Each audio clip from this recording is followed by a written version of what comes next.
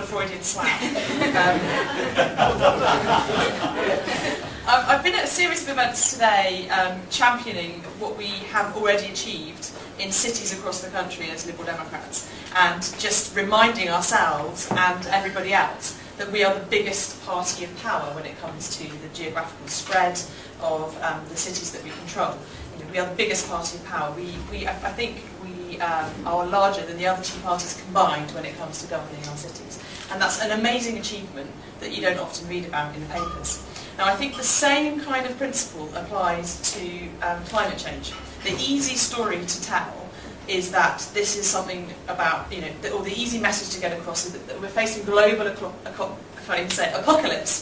And the only way we're going to tackle this is if national governments get together and set targets to address this. And I think this event tonight is really about highlighting the other side of the same coin, which is that we will only tackle these problems if we act locally and think globally at the same time.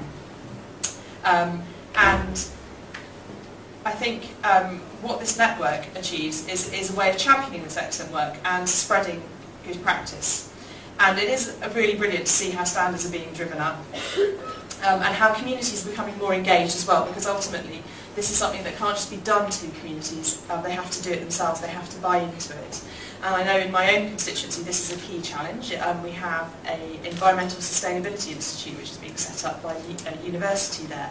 And one of their key challenges is how to engage the community and businesses in understanding that this is something, that there's something in it for them, they can stand to benefit. And I think once again the Lib Dems have fantastic good practice in places like Birmingham, where the Greener Neighbourhoods campaign has really helped drive up standards and get the communities involved. And I think combining that with things like devolved budgets really gives people a sense of power about being able to control this themselves. So the Innovation Network is really just one component of this, and there is other excellent work going on. It's already been referred to, the 10-10 campaign. You know, if every single Lib Dem council signs up to it, it's 32 million tonnes of carbon dioxide that is going to be saved as a result. That is such an important milestone towards meeting our 2050 targets. And I think it's just really important that we really keep pressing this home. The other thing that I would say is it's not just local councils and local communities doing it for themselves. It's also that kind of behaviour which influences and pressurises the government into going further. One of the most memorable things for me was seeing the campaign to get the Merton Rule properly adopted by the government.